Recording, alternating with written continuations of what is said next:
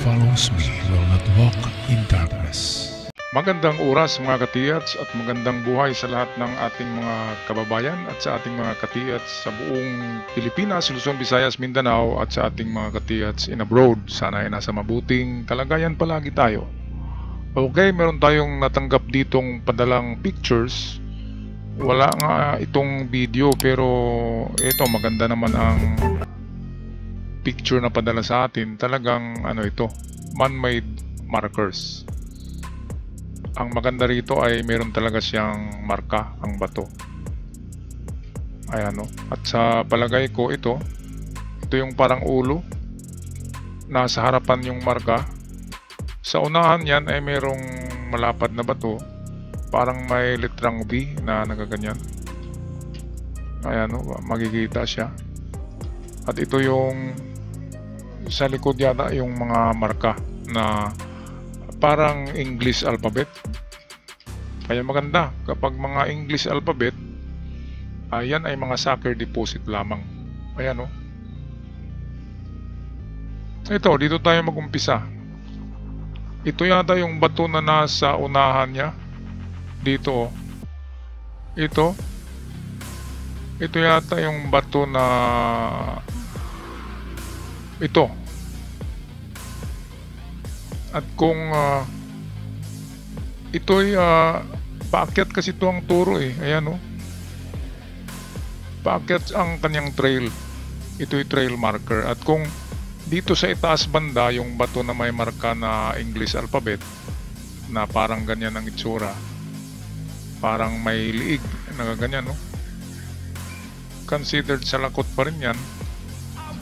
Salakot marker ay giveaway treasure na under the rock. Okay, so kung ito yung bato na malapit doon sa binanggit ko kanina, itong bato na to na may English alphabet, kung sa itaas yan at talagang naka-align sa dalawang na ito, dalawang guhit na yan can be 10 kasi mahaba, malalaki. So 20 meters, at kung eksaktong 20 meters yan papunta diyan sa bato na may liig na ganyan. So ang bato na ito ang tinuturo niya, nandyan ang item sa bato. So ang bato na yan ay ito yan,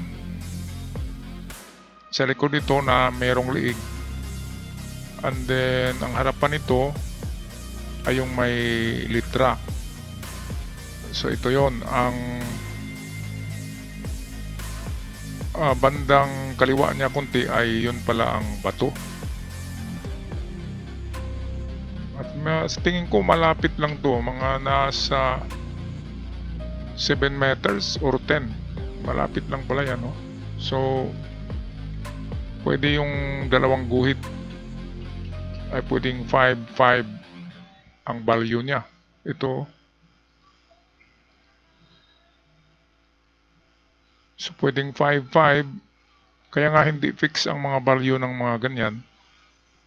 So it can be, kung maliliit ay 1 meter lang bawat isa, kung medium 5, kung mahaba ay 10 meters. Kaya ito yan ay parang hindi lang, tingnan nga natin, close up natin to. Meron nga siyang marka itong bato na ito. Pero masyadong manipis siya. Parang nagaganyan merong dot. Ewan lang natin kung yan ay natural pattern. Pero kung ganun pa man, kung yan talaga ay marka, nagtuturo siya na meron sa 5 meters. So kung tingnan natin, dito siya naka-point. Kaya prospect din ang lugar na ito in 5 meters. Pero kung tingnan natin saan siya nakaharap ay dito. So dalawa. Ito talaga ang prospect natin, itong bato.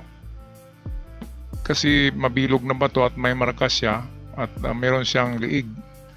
So yung liig, ibig sabihin para siyang banga. May lalagyan siya, pero siya ito lalagyan siya. Ngayon, ito na ang magandang kwento diyan. Kung basahin natin yung ano diyan nakasulat, English yan eh. Oh. We all.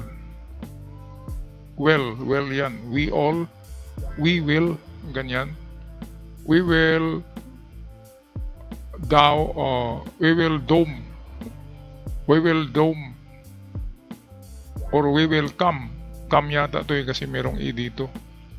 So we will come.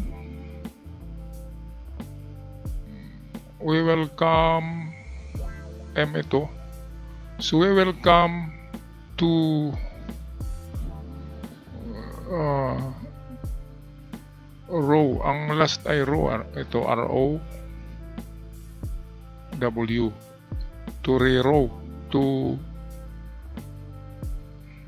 we will come tomorrow yata to eh. Kasi ito T.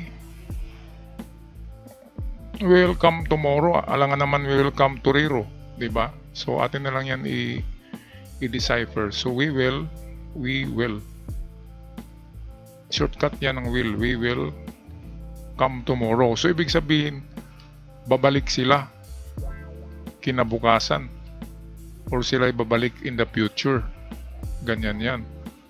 So dahil sa English ang pagkasulat niyan, ito na yung sinasabi ko na treasure na mga soccer deposit na galing Amerikano ang nagtago. Marami talaga ang Amerikano na bumabalik at kukunin yung kanilang itinago.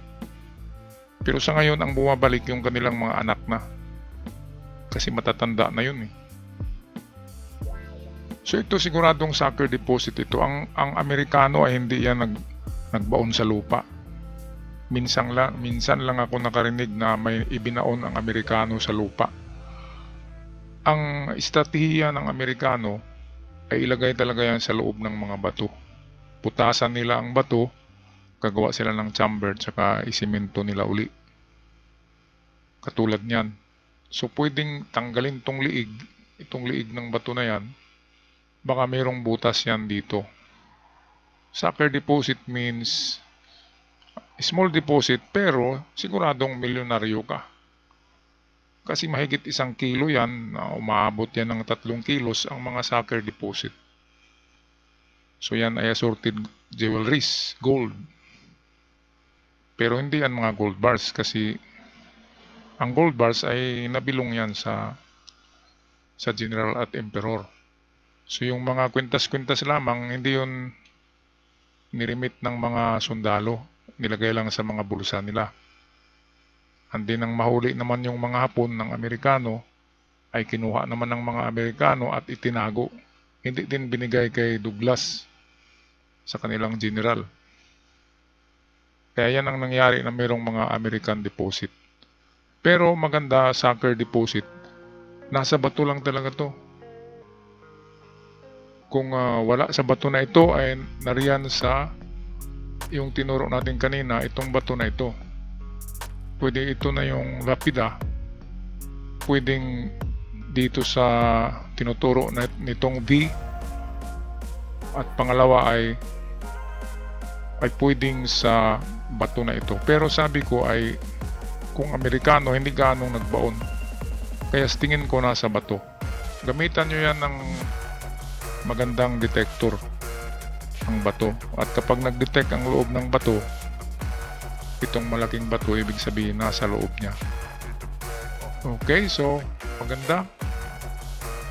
Ganito kasing marker, klarong-klaro naman na mayroong marka. At hindi ito sa Hapon, hindi nagmamarka ang Hapon ng English. At kung nakapagmarka man sila ay literal lang. Hindi yung buong sentence na we will come tomorrow. Hindi ganyan.